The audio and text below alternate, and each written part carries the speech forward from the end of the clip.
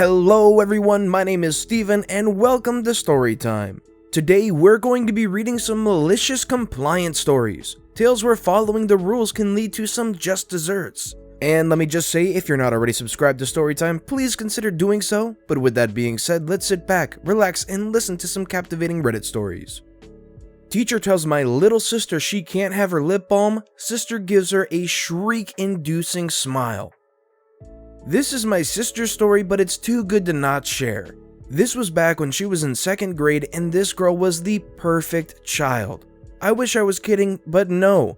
You know that one kid with the halo and the sweet smile, the manners to make a parent proud and cutesy little voice? Yep, that's her. But she does have a mean streak when you push her. You would think that all the teachers loved her, right? Nope, not her 2nd grade teacher. This woman was hellfire personified, and she for some reason hated my little sister. More often than not, my little sister came out of that classroom trying to hold back tears. Two more very important things about my sister. She has always had lips that would get so chapped they would bleed, and she always carries around Carmex with her. So one day, she's sitting in class with Heck's favorite teacher when she pulls out her little tub of Carmex and the teacher immediately starts screeching at her to see her after class. End of class, and the teacher tells her that she must keep the Carmex with the school's office because it says medicated. And back in the day, you had to be literally dying just for the office to give you your things. No joke, I'm asthmatic and it took almost dying on the office floor for them to hand my inhaler over, but that's another story. My sister tries to explain that without the Carmex her lips will bleed, but the woman does not care. Well, Heck hath no fury, little a sweet baby scorned. Very next morning, she doesn't use any in the morning, doesn't use any for the ride to school, doesn't use it before sister hands the little tub of Carmex over to the office lady, who looks at her very confused but just does not give a care, and she heads off to class. She does her best to keep calm when she starts to feel her lips get chapped, keeping her lips as drawn in and neutral as she can. She spends most of the day with her head down and not speaking until finally the teacher calls on her to answer a math question. Now, I should probably warn everyone this might get a little graphic. Sister lifts her head up, looks this woman right in the eyes and smiles as wide as she can. Tears are rolling down her cheeks as she can feel her lips splitting open so badly that they're not just bleeding a little, it's rolling down her chin, mixing with her tears, down her neck and onto the collar of her shirt. This woman screamed so loudly that us 3rd graders across the hall could hear it. She ended up ripping her lips so badly they had to page little 3rd grade me to call my mom to pick her up, and she had to stay home for a couple of days to recover. When she came back, however, not only did the teacher personally hand her Carmex over, she had brought her a few more little tubs of the stuff for just in case she ever ran out, and never bothered her again. I don't know if it was coincidence that year was the last year she taught, but a little part of me likes to think that she met her match in my little sister. Holy moly. When I hear stories like this, it's really frustrating for me. The situations where students legitimately need help, whether it's going to the bathroom for some very hygienic needs, or whether it's a situation like this where they legitimately need that Carmex, it's frustrating to see teachers get on some kind of high horse and demand that they don't do it. It literally doesn't make any sense. What's wrong in this girl using Carmex? I get that there's some principle with you can't have anything medicated unless it's from the office or whatever, but just overlook it. It's Carmex. Teacher asks why I take so long in the restroom. Context: I have a weak stomach causing me to be in the bathroom for extended periods of time. This incident happened about 2 months ago in my literature class. I had just finished an exam when I started to get the runs. I got up from my desk and asked the teacher if I could use the restroom. She said yes, and I headed down the wing to the restroom. I wasn't feeling too well and ended up spending 20-ish minutes on the toilet. Once I started to feel better, I headed back to class. I walked in the classroom and my teacher began berating me about how I was skipping class, that she was going to get me in-school suspension, etc. I tried to explain myself, but she wouldn't believe me unless I gave her evidence. So I ended up getting a week of after-school detention. Fast forward to yesterday, I again wasn't feeling well and asked to use the restroom. My teacher gave me a snarky response saying, "You're not going to skip, are you?" I just ignored her and headed to the restroom. Once I got there, I ended up releasing the floodgates, being stuck in the bathroom for about 30 minutes. Knowing if I went to class I would get chewed out, I took my phone out and took a photo of my creation. I head back to class and my teacher starts her rant about me skipping.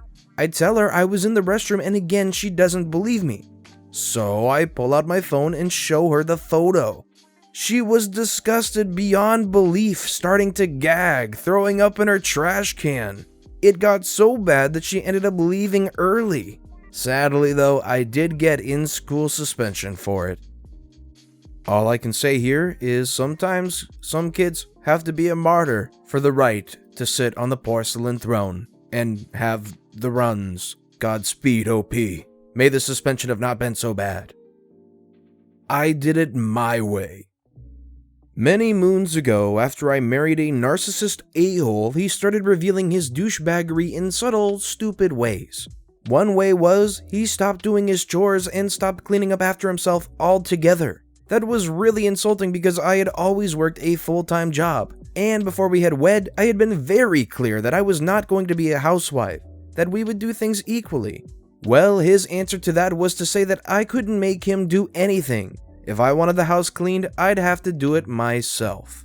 For some reason, this made me think of the Simpsons episode with Blinky the three-eyed fish, where Homer says to Marge, she can express herself with her lovely home. So I replied the way Marge did. Okay, I will, I said, and immediately set to work. Starting with the living room, I gathered my now ex's jacket and clothing he'd left strewn about, and tossed them on his computer chair. His backpack and books also dropped on the computer chair. Then I went in the kitchen and took his dirty dishes and boom, onto the chair. His dirty laundry, plop onto the chair, which had fallen over by now, etc., etc., until the house was clean. Yay! Now my ex couldn't use his PC till he cleaned up his stuff. That first night, he took it like a man. The next night, when I dumped all the stuff on his chair and, for good measure, vacuumed the rug and dumped the canister over his stuff, he squealed like a pig. What are you doing? I'm cleaning, I answered him. You wanted me to do it all? Well, this is how I'm going to do it. He started doing his chores after that. The divorce came later. Good on OP for taking charge of their life and realizing that their partner wasn't the person they were trying to be or claimed to be, and putting them in their place, making them realize how awful they are, and eventually being able to realize that this person just wasn't for them and being able to go in a direction that hopefully was happier for them. Teacher wants proof that my feet are hurting, so I show her my ingrowing toenails.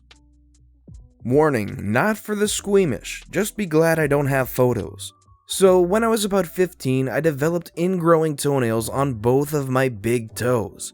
My own dang fault for trimming them too close to the sides, but live and learn. Anyone who's had ingrowing toenails or known someone with them will know just how much they hurt, especially when a bunch of expletives at school start thinking it's funny to accidentally tread or stamp on my feet. There aren't words to describe the pain because your mind kind of shuts down for a moment, which, if they're smart, gives the freak knuckle responsible time to move. If not, well, it turns out that picking up a chair and hitting someone round the head with it, pro wrestling style, is a reflex action. One that will result with you having to sit down with your parents across the table from your tutor teacher, I believe that the American equivalent is homeroom teacher, and your head of year, teacher responsible for your entire year group all the way through high school. Now, I did not get on with my head of year. She never really forgave me for not being the perfect student my older sister was, and, well, I was certainly responsible for more than my fair share of the paperwork on her desk. So, you know, we had almost 5 years of mutual loathing between us at this point. So we're sat there, the head of year, convinced that she finally has grounds to expel me. To his credit, my tutor was trying to be a bit more fair, holding the position that, while I overreacted, I had been the victim of bullying to begin with. My mother, who's in full mama bear mode, is trying to explain that I'm in pretty much constant pain, to the point where I had to sleep with my feet poking out from under the sheets, but head of year was having none of it. To her, no amount of pain could possibly excuse what I'd done. Then my mom tells me to take my shoes and socks off. And this is where my compliance becomes malicious. because I also took off the dressing that were covering my toes. Dressings that were there because my toes had become infected, and I was on some pretty strong antibiotics at the time. They did not look good. I won't describe them in any detail because I'm sure Reddit probably has rules about that kind of thing. Let's just say that my head of year turned an interesting shade of green and looked ready to bring back up everything she'd eaten in the previous 24 hours. My tutor, not so much, but he was Irish, therefore made of stunner stuff.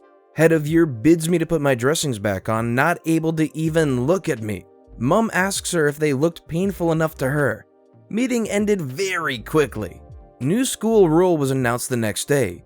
Anyone who even accidentally trod on or in any way hurt the feet of someone with ingrowing toenails got an automatic 2-day suspension and had their butts chewed off by the head of year.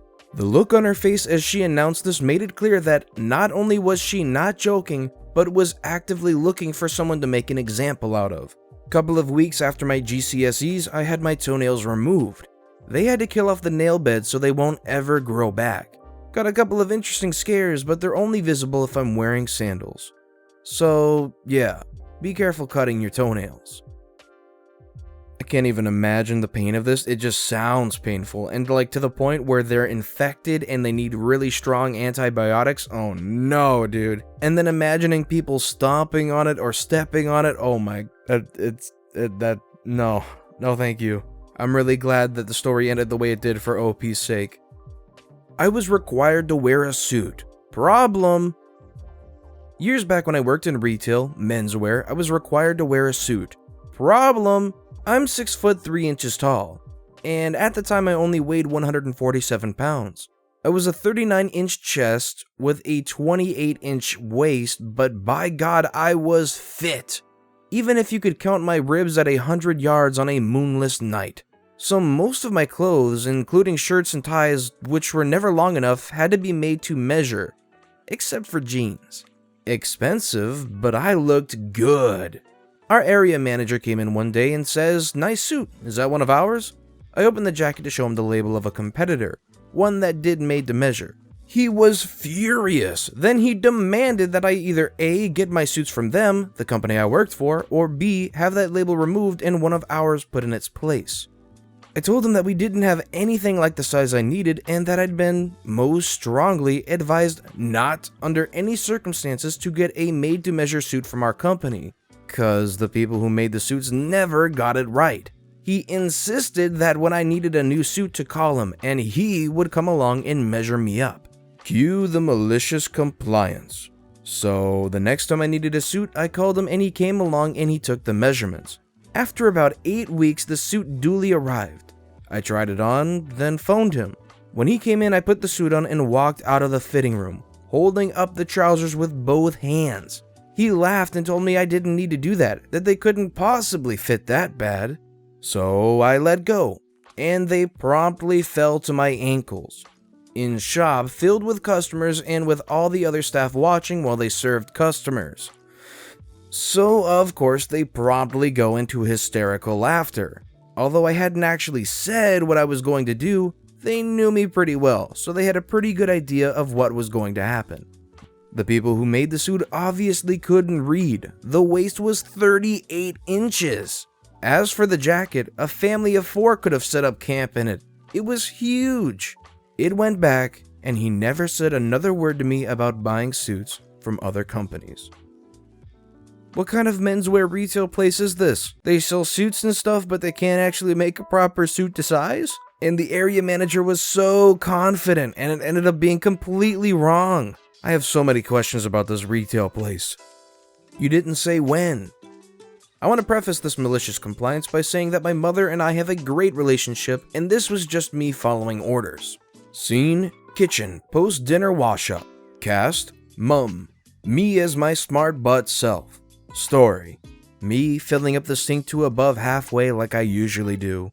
Fill it up more. I have to rewash half the dishes in the morning when you don't fill it up enough. I turn on the tap for half a second and turn it off again while maintaining full eye contact. Mum gives me a withering stare. Turn that bloody tap on until I say when. Now, many readers who frequent the subreddit may have caught the glaring error my mother has just made and the subsequent path it took us down. Tap on. Me smirking. Mom distracted. 20 seconds later. OP, what the freak? Me still smirking as the water envelops the kitchen floor. You didn't say when. Mom lets out a huge sigh. I had to clean it up, but it was fully worth it. It's pretty obvious. OP is a person of their word. They listened, they complied, and they cleaned up. And wasted some water. But that's neither here nor there. And that being said, that's all the time we have for the stories today. Thank you so much for listening to and watching the Storytime channel. If you haven't yet, please consider subscribing and leave any feedback you can in the comments below. Thank you all again for watching and listening to the Storytime channel.